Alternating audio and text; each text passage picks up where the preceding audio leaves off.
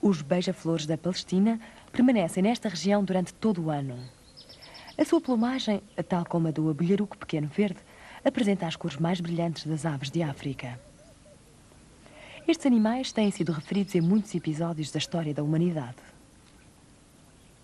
Durante milhares de anos, impérios e reinos traçaram fronteiras nesta região sem que isso tivesse qualquer significado para o daimão das rochas ou para a cabra selvagem núbia. Ao longo dos tempos, enormes migrações sazonais têm cruzado os céus, indiferentes aos dramas humanos que aqui se desenrolam.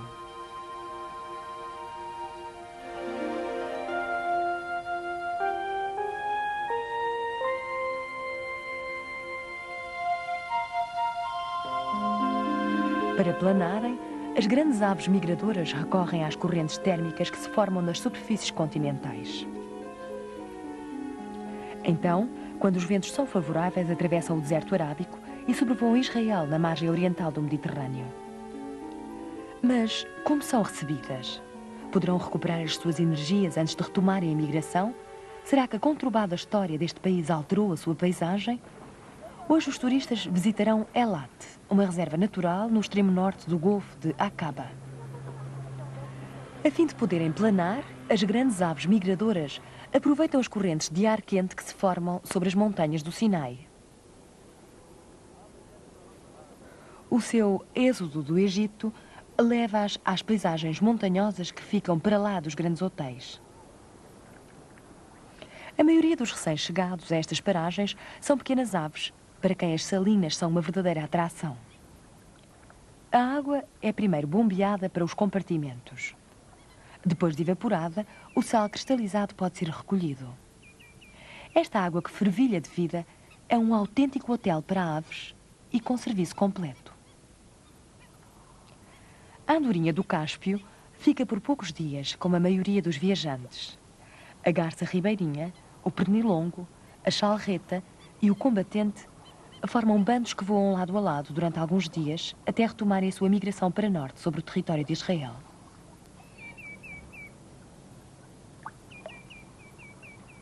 O perna verde fino, que vem das regiões tropicais de África, enfrenta agora uma rota bem mais curta até aos seus locais de nidificação nos pântanos da estepe russa.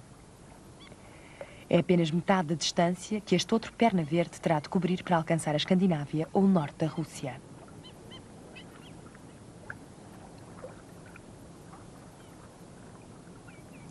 Nas suas migrações, sejam elas longas ou não, todas as aves poderão recuperar as suas energias nestes locais antes de prosseguirem a sua jornada. Este pernilongo poderá não ir mais longe do que a Turquia, ou mesmo dos lagos pouco profundos do norte de Israel. Por seu lado, os combatentes procuram alimento em bandos de 100 ou mais indivíduos antes de continuarem a sua grande migração da África Central para o distante norte da Europa. Este pássaro bic-bic está ainda longe do seu destino final, os pântanos e as florestas de coníferas da Noruega ou da Sibéria. O maçarico das rochas e o borrelho pequeno de coleira são os gigantes das viagens de longo curso. Vindo do Sudão ou da Somália, o colhereiro voa sobre Israel em direção ao sudeste da Europa, talvez para as zonas pantanosas do delta do Danúbio. As gaivinas da asa branca prosseguem o seu voo imperturbável. Já têm a sua plumagem de verão. Procuram insetos. Antes de partirem, formam bandos com numerosos indivíduos e deslocam-se para o sudeste europeu ou para a Rússia Central.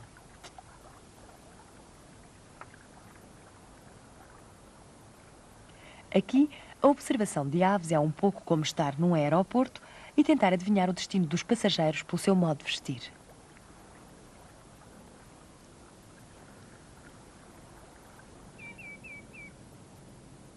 Os flamingos rosados procuram uma refeição rápida nas salinas. Não muito longe ficam os portos marítimos, onde o rei Salomão mandou construir os navios que transportavam o cobre do mundo antigo. Os flamingos vieram de África, onde talvez repousa a lendária Ofir, cujo ouro e prata seriam trocados pelo cobre das minas de Salomão.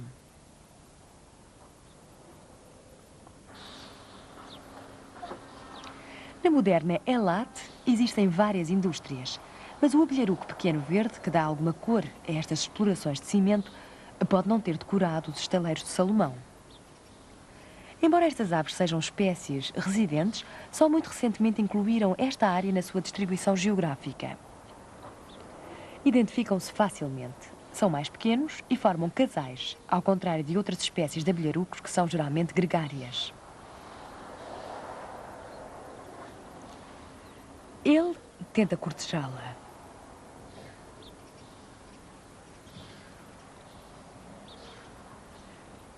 Para isso, oferece-lhe um inseto.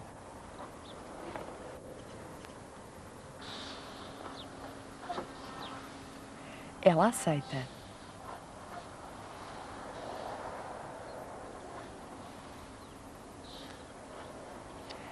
As áreas de produção de cimento são muito procuradas como local de nidificação.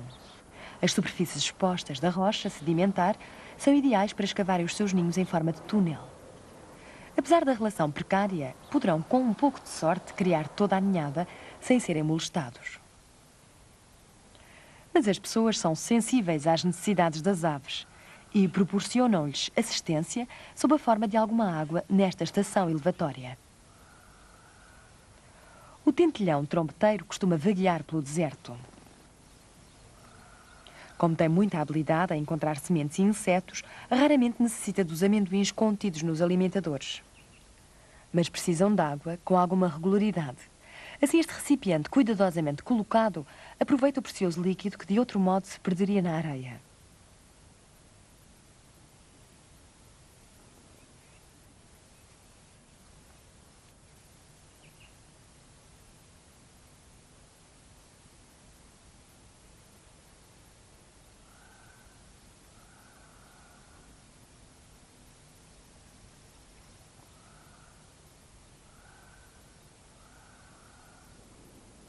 A norte de Alat, as aves migradoras elevam-se com a ajuda do ar quente que se forma no vale do Grand Rift.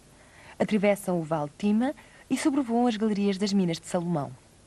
Os produtos da extração do ferro e da malaquite, o mineral verde cujo odor identificava o cobre, foram utilizados no tempo de Salomão em Jerusalém. As minas ficaram silenciosas ao fim de 3.000 anos de exploração. Hoje apenas o vento desgasta estas encostas, cobrindo o solo com o produto do seu trabalho.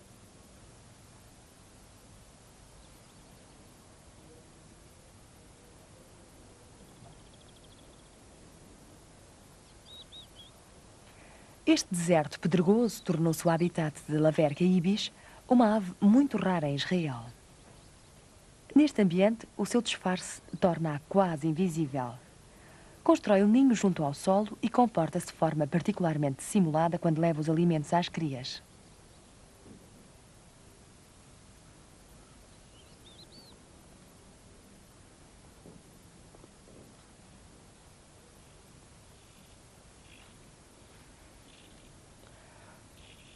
Os ninhos são geralmente construídos na parte mais elevada dos arbustos. Estes montículos resultam da acumulação de areia levada pelo vento. Para não revelar a localização do ninho, a Laverca ibis nunca voa na sua direção. Em vez disso, desloca-se pausadamente, de modo a confundir os predadores com as cores suaves da sua plumagem. Assim consegue salvar as crias.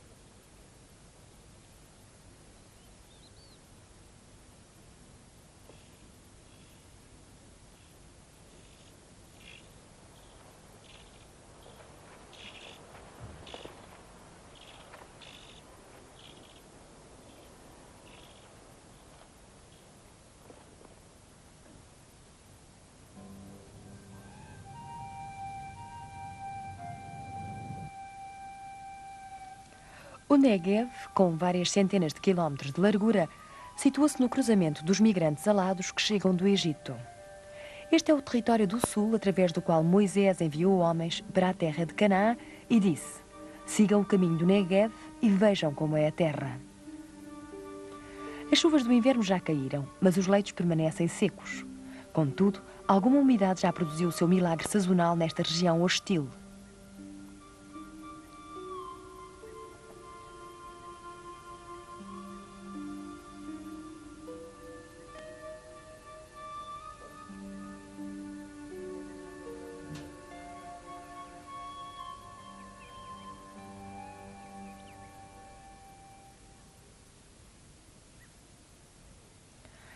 O termo hostil é um pouco enganador, uma vez que esta região não tem o aspecto desolado das areias do Saara. É mais parecida com uma estepe sem árvores, mas com alguma vegetação dispersa, que serve de pasto aos rebanhos dos nómadas e de alimento às belas damas na sua viagem sobre Israel. Na migração de 2.500 quilómetros, desde o norte de África até à Rússia Central, as suas asas, surpreendentemente poderosas, são movidas pela energia do néctar que recolhem ao longo do seu percurso.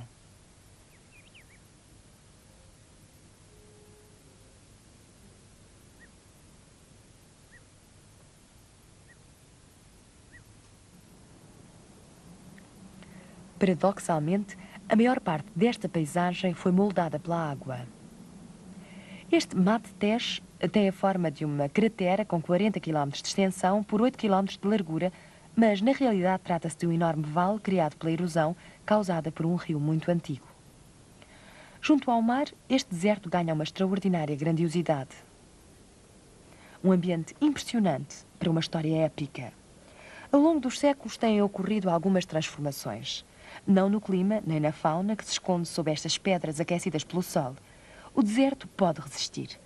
Mas a Terra Santa foi pisada por povos de muitos reinos e nações e muitos animais selvagens ou deixaram esta área ou foram caçados e perseguidos até à extinção.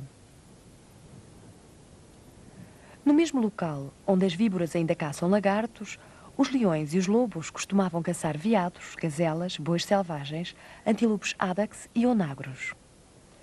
O livro da sabedoria refere-se à caverna dos leões e à montanha dos leopardos e um salmo diz-nos: os montes altos são o abrigo da cabra das montanhas e os rochedos abrigam o texugo das rochas. A referida cabra das montanhas da Bíblia julga-se que é a cabra selvagem núbia. Está agora sob proteção. Quando Saul voltou das suas perseguições aos filisteus, levou consigo 3.000 homens da nação de Israel e partiu para leste à procura de David e dos seus seguidores na Montanha das Cabras. Esta montanha fica na zona inóspita de En-Gedi, onde ainda hoje se encontra a cabra selvagem núbia.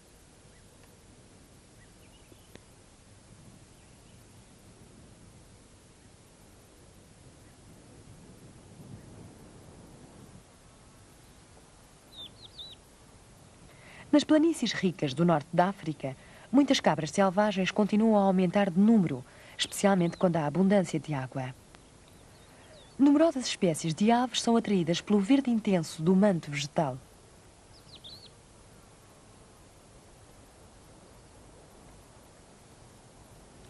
Uma cegonha branca solitária, que voa contra o vento, desce para procurar alimento e refúgio neste oásis.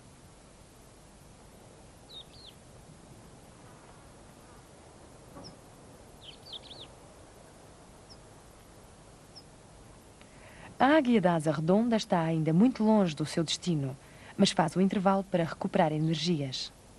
Todos os anos, cerca de 2 ou 3 mil destas aves migram para norte em direção à Ásia Central. Esta perdiz chocar não tem nada a recear, pois a águia da asa redonda caça presas de menor porte.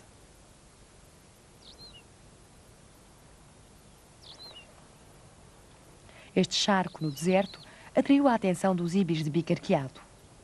Algumas destas aves passam o inverno em Israel, chegando mesmo a construir aqui o seu ninho.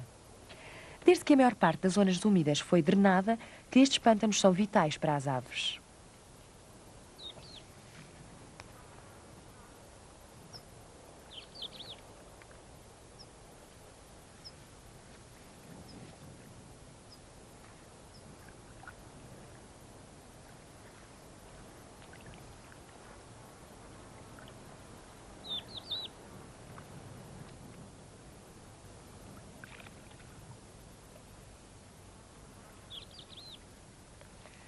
Aqui existem muitas larvas de inseto, minhocas e até alguns girinos. Além de conferirem brilho à sua plumagem, estes recursos nutritivos poderão fornecer a energia de que necessitam para atingir o sul da Europa.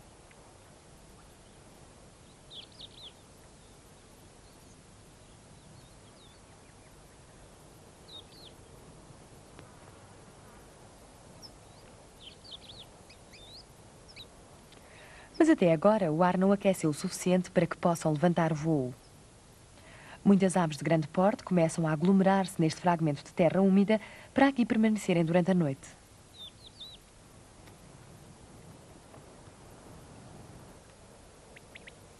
Para estas aves, o norte do Negev é uma paragem habitual.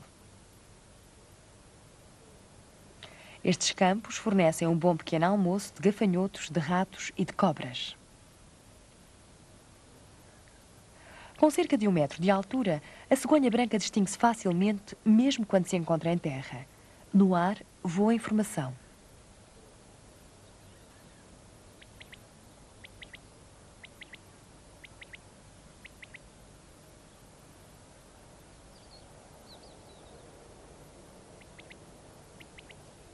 Estas são as aves que anunciam a primavera, tão ansiosamente esperada na Checoslováquia, na Rússia, na Áustria e na Hungria.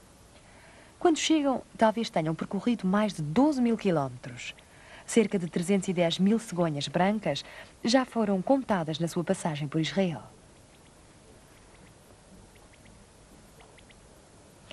Quando as aves sentem que a manhã começa a aquecer, aproveitam as correntes de ar quente para ganharem altitude. Como o seu impulso para voar é muito forte, descrevem grandes círculos em voo planado para aproveitarem ao máximo as correntes de ar quente.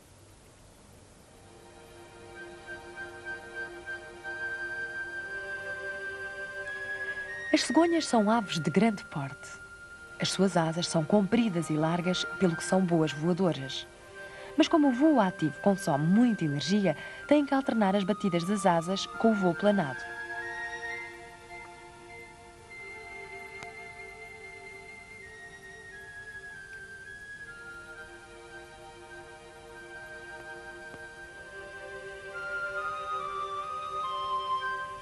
As cegonhas brancas aguardam o momento da partida.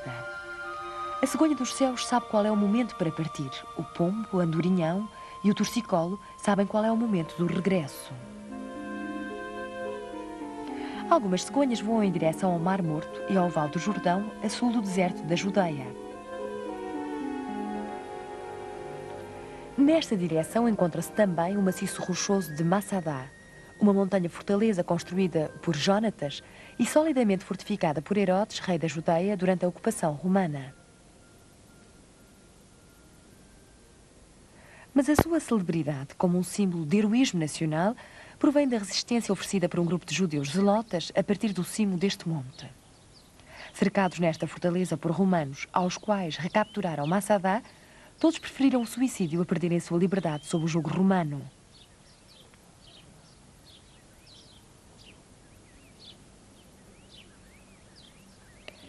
Exumada por uma equipa internacional de voluntários, é um testemunho extraordinário da firmeza humana. Situa-se a cerca de 400 metros acima do nível do Mar Morto.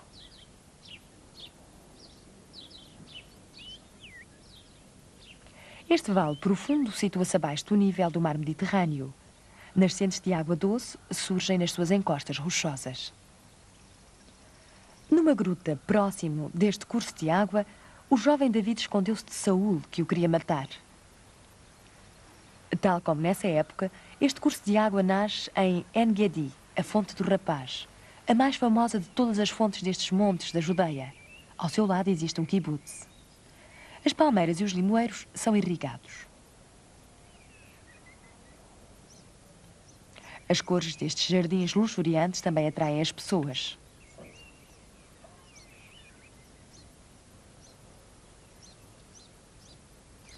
A rosa da China, uma espécie de hibisco, é uma das plantas mais admiradas. O seu néctar abundante tem sido uma boa nova para os beija-flor da Palestina. Esta é uma das crias que está a ser alimentada pelos seus progenitores.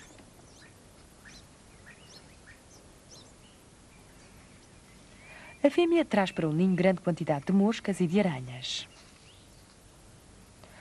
O macho também auxilia na alimentação, mas apenas com metade do número de presas capturadas pela fêmea.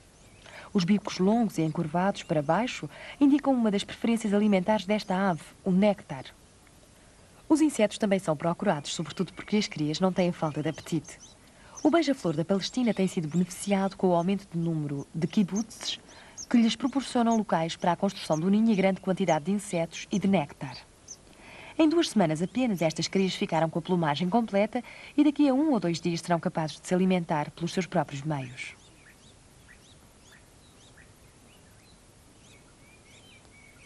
Nesta estação, os seus diligentes progenitores poderão ainda criar mais 2 ninhadas.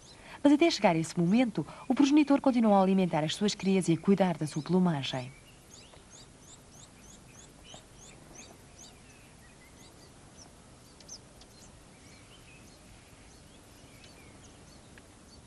Sem esta relação com o homem, a população de beija-flores seria muito mais reduzida. No princípio do século, eram extremamente raros. Só se encontravam na proximidade dos oásis, como o de En-Gedi.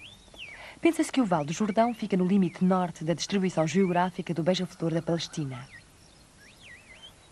Pelo contrário, este animal enigmático já aqui existe há muito tempo.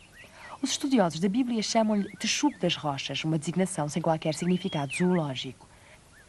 Na versão oficial das escrituras de Jaime de Inglaterra, são tratados como os coelhos. As espécies animais relatadas na Bíblia foram alvo de numerosos erros de tradução a partir do original hebraico. Assim, por exemplo, num texto, rola, andorinha e grou são traduzidos para pombo, andorinhão e torcículo. Estes animais são atualmente chamados de daimão das rochas e encontram-se largamente disseminados por toda a África. Esta progenitora tenta habituar as jovens crias à sua dieta futura, ervas e arbustos. Mas o que é um daimão? A sua dentição tem algo de comum com um hipopótamo, um elefante ou um rinoceronte. O seu tubo digestivo é muito parecido com o dos ruminantes. Tem um cérebro com as características do de um elefante e as suas patas cobertas de almofadas fazem lembrar as dos antepassados do cavalo. Tudo isto indica que os daimões têm muitas semelhanças com os ungulados primitivos. Achados fósseis confirmaram que o daimão é o representante atual dos antepassados destes mamíferos. É uma posição muito honrosa para uma simples presa das cobras, das águias e dos leopardos que ainda por aqui vagueiam. A capacidade de regular a temperatura do corpo é pouco eficaz e assim alternam períodos de curta atividade com momentos em que se aquecem ao sol, como fazem os répteis.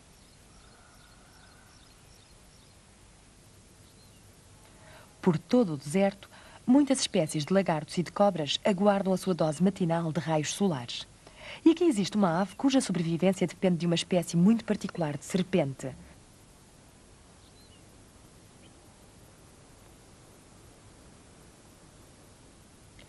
Na fábula do zaragateiro árabe e da víbora da areia, a serpente é considerada um animal vil, enquanto que a ave desempenha um papel inofensivo. Na realidade, a víbora não tem qualquer preferência por aves. Prefere surpreender as suas presas, que são normalmente outros répteis e insetos.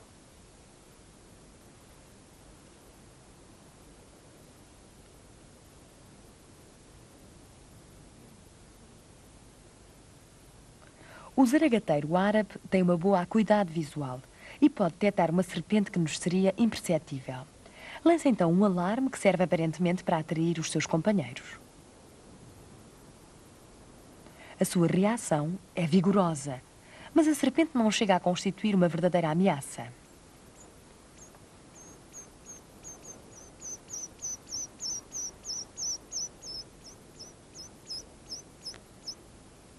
A sua presença serve para desencadear uma série de exibições que reavivam as posições hierárquicas de cada indivíduo. Curiosamente, quanto menor for a agitação do zaragateiro, maior é a sua posição no grupo. O macho dominante mantém-se calmo. Ele já enfrentou muitas destas serpentes. Mas esta jovem ave dá o seu alarme, um sinal para outros indivíduos com a mesma posição social e com a mesma inexperiência.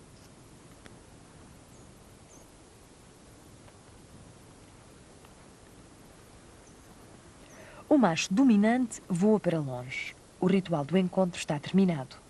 Todas as aves conhecem qual é a sua função no grupo. Nesta terra seca é muito importante conservarem o território. Naquelas acácias, uma outra família de zaragateiros construiu o seu ninho. Esta fêmea está anilhada, mas tal como as outras aves, encontra-se no estado selvagem.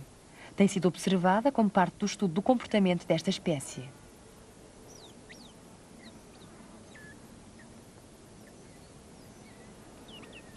Há uma outra fêmea por perto.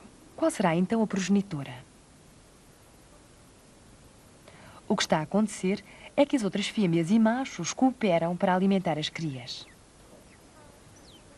No deserto existem alimentos suficientes, mas para os encontrar é necessário haver um esforço conjunto.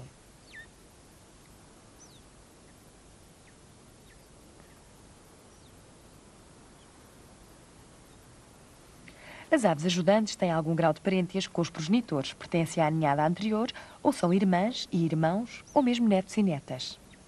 Esta fêmea não é a mãe. É ainda inexperiente a alimentar as crias, mas está a fazer alguns progressos. Esta é a fêmea que ocupa a posição mais baixa no grupo familiar. Talvez seja a filha ou a irmã de algum dos progenitores. Pode ter sido ela quem depositou um dos ovos.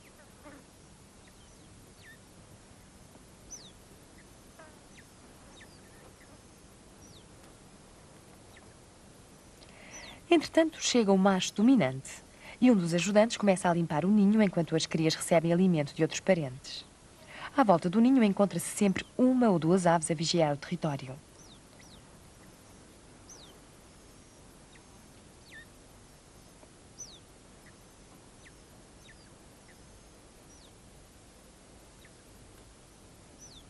Com tantos cuidados familiares, as crias crescem rapidamente. O macho dá o alarme. Não existe um perigo real.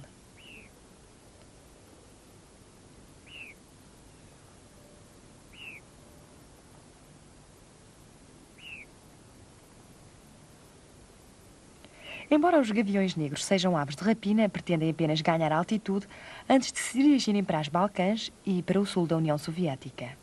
Cerca de 40 mil aves, uma população inteira, migra em conjunto.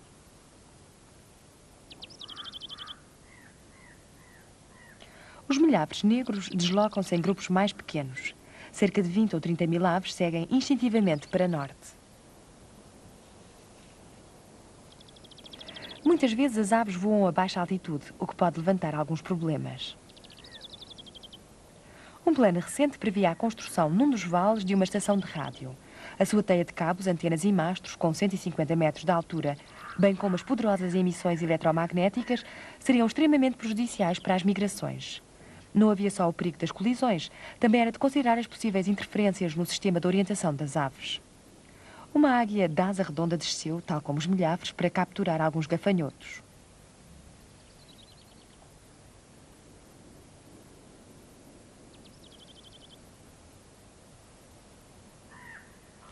O deserto da Judeia, junto ao Mar Morto, está a 400 metros abaixo do nível do mar Mediterrâneo e as aves têm que voar ativamente para conseguirem sair daquele vale.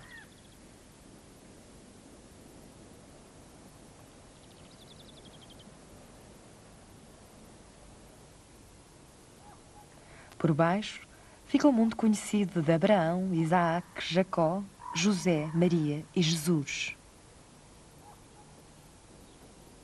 No centro está Jerusalém, onde o judaísmo, o cristianismo e o islamismo se encontram. Os telhados e os jardins da Cidade Santa testemunham as migrações das aves. O jardim de Getsemane oferece a sua paz e a sua sombra aos viajantes fatigados. Antigamente, as paredes robustas de Jerusalém mantinham afastados os ursos, os lobos e os leões. Os telhados sempre atraíram muitas aves. Talvez pareçam montes com formas estranhas, mas estão cheios de cavidades, de poleiros e de locais ótimos para construir um ninho, sobretudo para aqueles cuja viagem termina aqui. As comunicações são emitidas para todo o mundo por meios técnicos como este. Mas, para um casal de peneireiros das Torres, isto não passa de uma árvore sem folhas.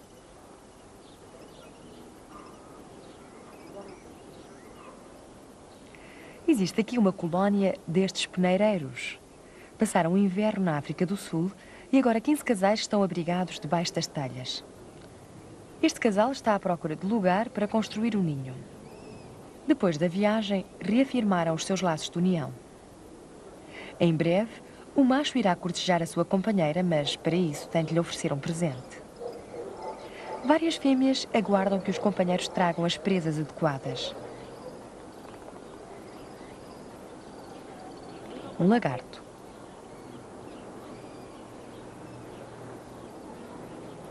Outra fêmea já aceitou um gafanhoto como nota de abertura para o acasalamento.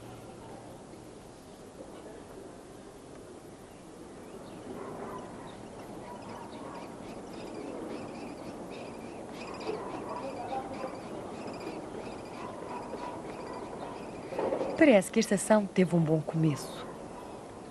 Nos últimos anos, poucos foram os peneireiros que aqui vieram procriar. Estamos agora a investigar a razão disso acontecer. A procura do ninho e as exibições aéreas que precedem o acasalamento animam a vista dos telhados de Jerusalém.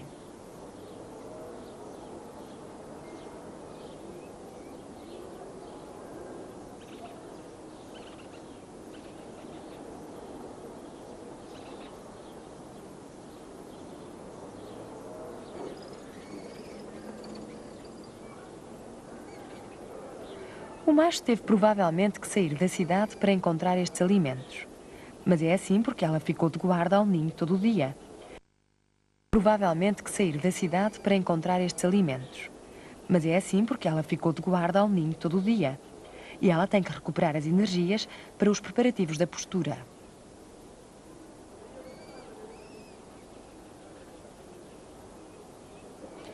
Ele aguarda pacientemente o convite da fêmea. Enquanto ela está a incubar os ovos, a tarefa do macho é continuar a alimentá-la. Para isso, ela tem de confiar inteiramente no seu companheiro.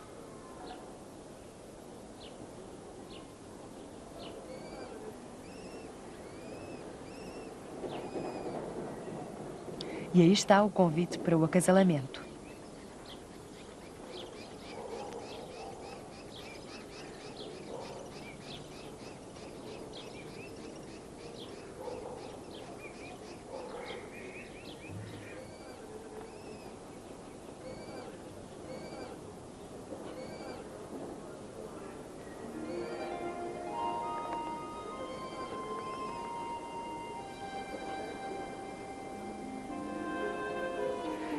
Jerusalém fica a apenas 50 quilómetros do Mediterrâneo. As aves que migram ao longo da costa passam a norte de Tel Aviv, onde a planície de Charons avança pelo mar e onde é praticada a aquacultura.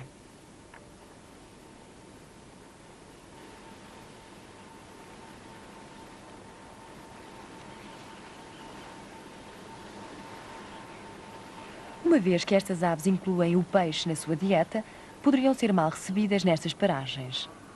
Mas a verdade é que elas sabem esperar pela sua vez. Quando os tanques são drenados para retirar o peixe e fazer a limpeza dos recintos, ainda há muitos restos para aproveitar. E é por esse momento que as garças aguardam. Estas são garças ribeirinhas. Nas suas migrações passam por aqui aos milhares. Ocasionalmente, algumas constroem os ninhos não muito longe daqui.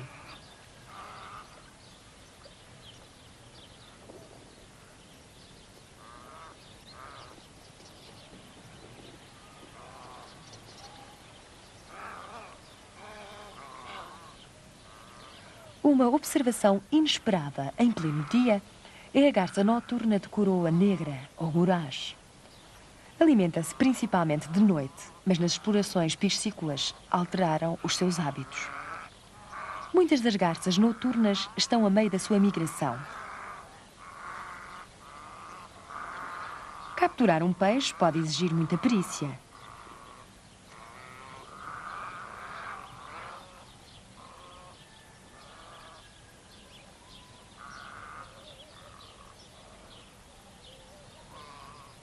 E é isso mesmo que falta a uma jovem garça.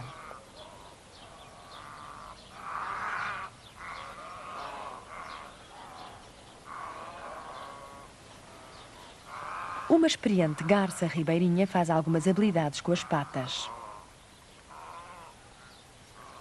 Um movimento rápido na lama e o peixe fica no bico.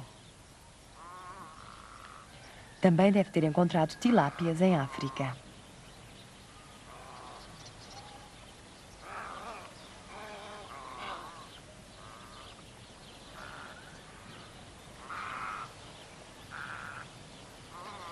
Na sua migração intercontinental, o papa-ratos também faz uma paragem por aqui, mas prefere a calma dos leitos de juncos à confusão dos lagos.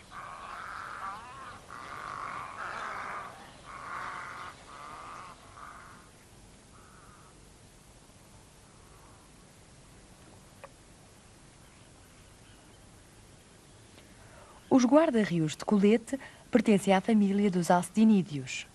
Os seus roubos são tolerados, uma vez que não causam grande prejuízo à piscicultura. Trata-se de mais um exemplo de comensalismo entre a espécie residente, o homem, e os guarda-rios. Tal como acontecia com os beija-flores, também estas aves são abundantes à volta dos quibutzes. Na sua história recente, a Terra Santa tem sofrido várias transformações e as aves desta região podem dizer-nos algo a esse respeito. O abibo esporado costumava construir o ninho no interior, nas margens dos rios e nos pântanos. Era uma espécie muito rara. Hoje a sua distribuição geográfica estende-se até às dunas do litoral. Durante a época de procriação, estas dunas de areia são protegidas da interferência humana pelas autoridades locais. Mesmo assim, o abibo esporado tem de defender-se dos seus inimigos naturais.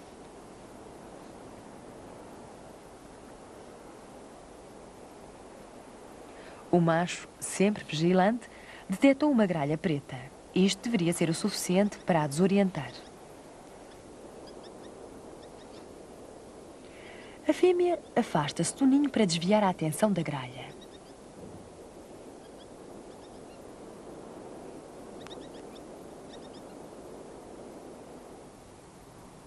Depois, volta ao ninho para continuar a incubação.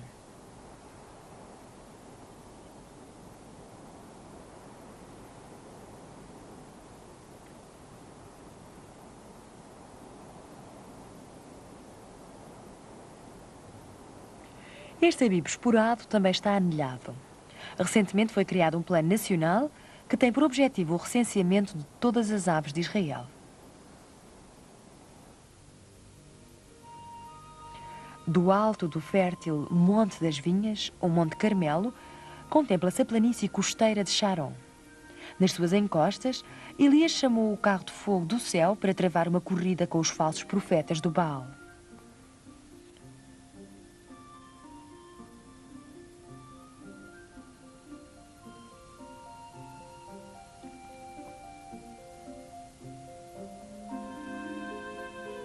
Muitas aves que migram ao longo da costa voltam para leste, no Monte Carmelo, e seguem pelo norte da Galileia.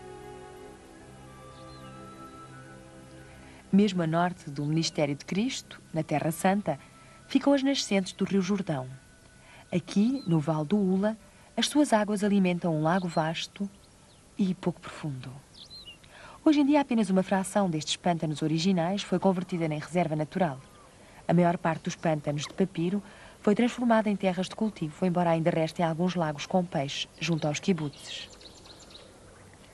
Só com o empenho das populações locais foi possível conservar esta zona úmida, classificada como uma das mais importantes do mundo. Esta reserva situa-se no limite norte da zona de crescimento do papiro. Como está escrito num versículo do livro de Jó, o papiro não pode crescer onde não existem pântanos. O papiro é referido em muitas passagens da Bíblia. O cisto que salvou Moisés era feito de papiro.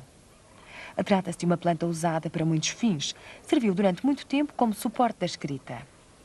O nível e a qualidade da água têm sido rigorosamente controlados. O objetivo é tentar conservar tudo o que resta dos lagos e dos pântanos originais. As andorinhas das chaminés e as andorinhas das barreiras perseguem os insetos enquanto aguardam uma melhoria no estado do tempo. A Finlândia e a Rússia são o destino destas aves.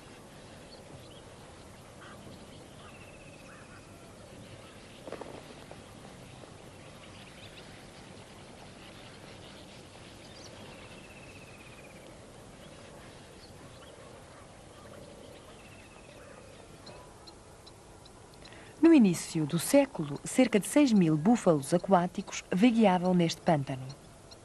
Já aqui se encontram desde o século VIII a.C. São originários do sudoeste asiático, mas aqui a sua função era, e continua a ser, a de manterem o pântano desimpedido na sua área central. Atualmente o seu número é mais reduzido, mas continuam a ser úteis.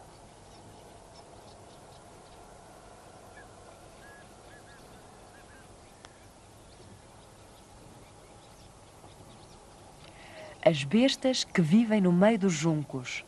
É assim que um salmo descreve os javalis que ainda há um século eram numerosos no Vale do Jordão.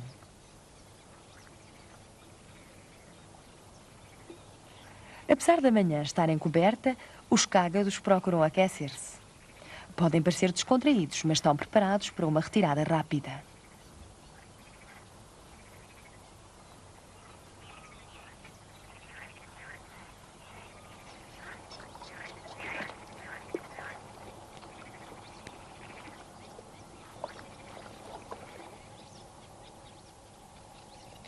Esta família de javalis também está assustada. Uma águia rabalva caça por aqui.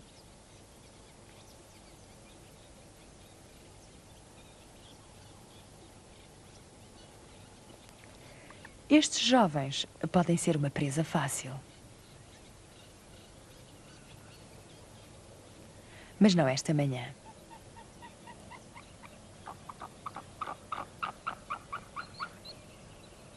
Está a proclamar o seu território. Há milhares de anos que os javalis são caçados apenas por desporto. A sua carne é proibida tanto para os judeus como para os muçulmanos.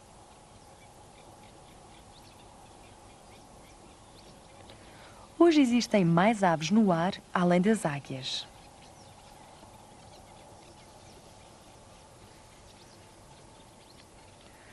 Todas as primaveras, cerca de 50.000 pelicanos passam através dos céus de Israel. Costumam procurar o Vale Ula para restabelecerem as suas energias.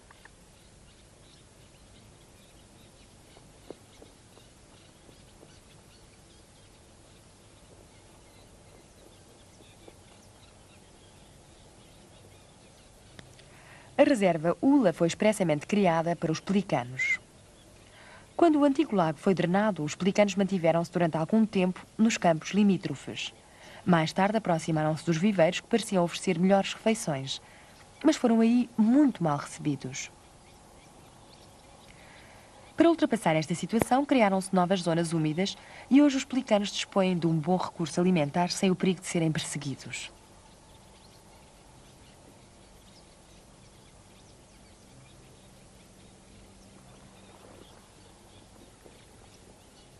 Na realidade, a sua paragem deve-se ao estado do tempo que nesta altura não favorece o voo planado.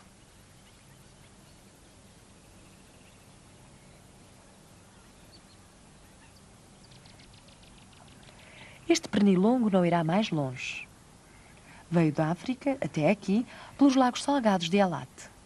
Parece que gostou da região, pois há alguns anos que progredia aqui. O papa-ratos parece menos assustado neste santuário. É uma das espécies de garças que irá nidificar neste vale luxuriante à sombra dos Montes Golã.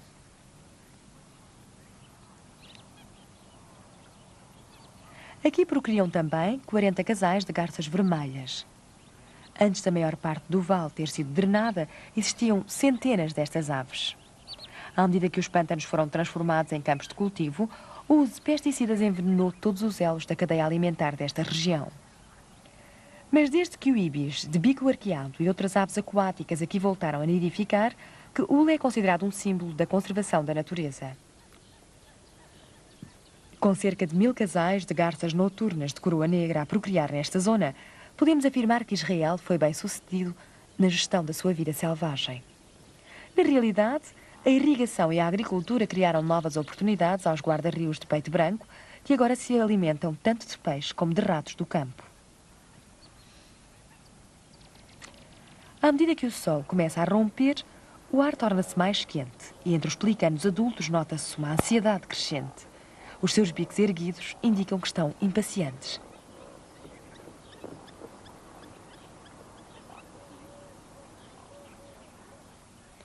As aves mais jovens não irão procriar no final da migração, pelo que são indiferentes à vontade de partir dos seus progenitores. Alguns poderão ficar mais alguns dias.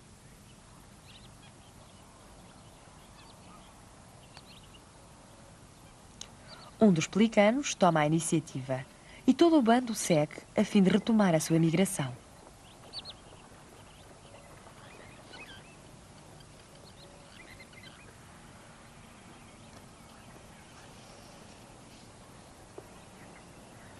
Confiando na sua própria capacidade de orientação, dirigem-se infalivelmente para a Turquia, Grécia ou para o delta do Danúbio. No final de abril, o último pelicano já deixou estas paragens, mas a migração primaveril ainda não terminou.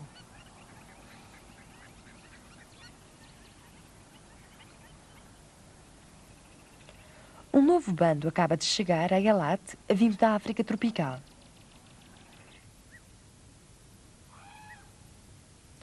Esta ave é um tartaranhão das vespas. Nas últimas manhãs de abril, aguardam pacientemente que as rochas aqueçam e que o ar quente comece a subir. Durante a sua migração, não se alimentam.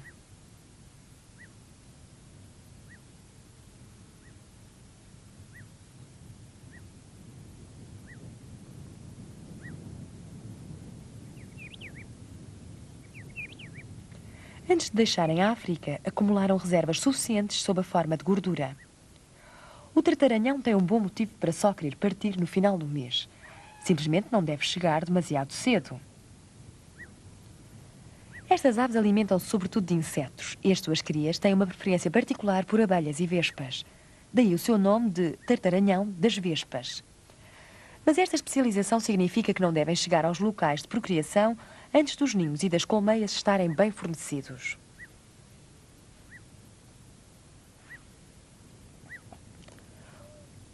Um número cada vez maior de aves experimenta as colunas de ar quente.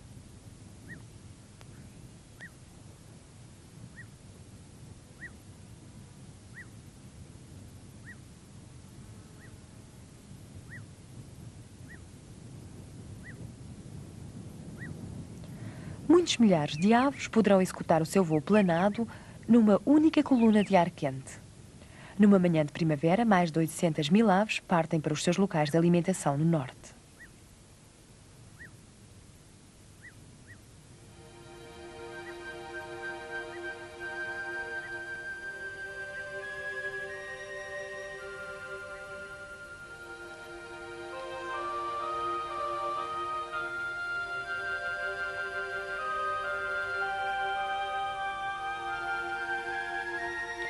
Voam um pouco mais abaixo dos anjos, mas a sua passagem 2 vezes por ano confere uma beleza muito particular a esta terra de profetas, sacerdotes e reis.